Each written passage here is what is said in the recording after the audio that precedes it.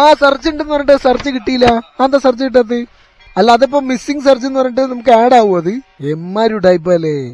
ഇപ്പൊ ഞാൻ നേരത്തെ പറഞ്ഞില്ലേ ഗൈസ്, സർജിന്റെ കാര്യം നമുക്ക് കിട്ടുന്നില്ല എന്നുള്ള കാര്യം. ഇപ്പൊ നേരത്തെ നമ്മൾ അവിടെ ഇരിക്കുന്ന ഒരു സ്വിഗ്ഗി ബ്രദർ പറയുന്നത് കേട്ടില്ലേ നിങ്ങൾ? അതായത് ഇവര് സർജ് ഉണ്ട് എന്ന് പറഞ്ഞിട്ട് മാക്സിമം ആളിറക്കും. പലപ്പോഴും ഇങ്ങനെ സംഭവിക്കാറില്ല. ഇപ്പൊ ഒരു 1-2 മാസങ്ങളായിട്ട് ഇതിപ്പോ പതിവാണ് എന്ന് ഞാൻ പറയുന്നില്ല, പക്ഷെ ഇടയ്ക്കിടയ്ക്ക് ഇത് ഉണ്ടാവാറുണ്ട്. എനിക്കിപ്പോ 4 ഓർഡർ കംപ്ലീറ്റ് ആയി. 4 ഓർഡറിന് വെച്ച് 10 രൂപ കൂട്ടുമ്പോ ഒരു 40 രൂപ നമുക്ക് അഡീഷണലി നമുക്ക് കിട്ടും. പറയുമ്പോ 40 രൂപയെ ഉള്ളുവെങ്കിലും ആ 40 രൂപയ്ക്ക് ഞങ്ങൾക്ക് സ്വിഗ്ഗിക്കാർക്ക് ഭയങ്കരമായിട്ട്, സ്വിഗ്ഗിക്കാർക്ക് എന്നല്ല ഡെലിവറി ബോയ്സിന് അത് ഭയങ്കരമായിട്ട് ഉപകരിക്കുന്ന 40 രൂപയാണ്. ശരിക്കും പറഞ്ഞാൽ നിങ്ങൾക്ക് 1 രൂപയുടെ വില അറിയണമെന്നുണ്ടെങ്കിൽ സ്വിഗ്ഗിയോ സൊമാറ്റോ ഒക്കെ ഇറങ്ങി നോക്കണം. 1 രൂപ നമ്മളെടുത്തുനിന്ന് ഒരു കാരണവുമില്ലാതെ കമ്പനീസ് കട്ട് ചെയ്യുന്ന സമയത്ത് അപ്പോഴേ നമുക്ക് അതിന്റെ ആ 1 രൂപയുടെ വാല്യൂ നമുക്ക് മനസ്സിലാവുള്ളൂ. ഞാൻ ചിന്തിക്കുന്നത് ഇത്രേ ഉള്ളൂ. ആ 40 രൂപയുണ്ട് എനിക്ക് ഏകദേശം ഒരു 30-35 കിലോമീറ്റേഴ്സ് നമുക്ക് ഓടാൻ പറ്റും. ആ 35 കിലോമീറ്റർ കൊണ്ട് എനിക്ക് ഓടിക്കഴിഞ്ഞിട്ടുണ്ടെങ്കിൽ ഏകദേശം ഒരു 100-150 രൂപ ഏൺ ചെയ്യാൻ പറ്റും.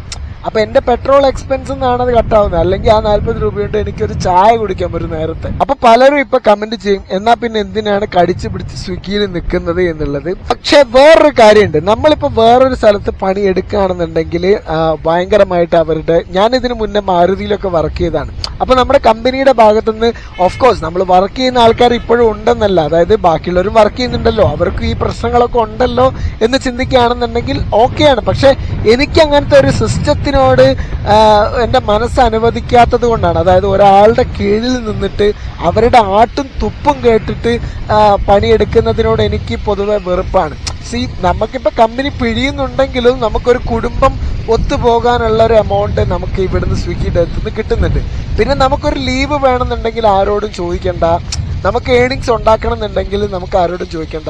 ഇനി നിർത്തിപ്പോണോ ആരോടും ചോദിക്കണ്ട. ലീവ് എടുക്കണോ ഒരു പ്രശ്നവുമില്ല. അതായത് നമുക്കൊരാളെയും ബോധിപ്പിക്കേണ്ട കാര്യമില്ല. സ്വിഗ്ഗി സൊമാറ്റോ അപേക്ഷിച്ച് നോക്കുമ്പോൾ ഇവിടെ നമ്മളാണ് തീരുമാനിക്കുന്നത് എത്ര നമുക്ക് ഏണിങ്സ് ഉണ്ടാക്കിയെടുക്കണം, എത്ര നമുക്ക് വേണ്ട എന്നുള്ള കാര്യങ്ങൾ നമ്മളാണ് തീരുമാനിക്കുന്നത്. സോ നമുക്കിവിടെ ഒരു കിങ് മെന്റാലിറ്റി വരും.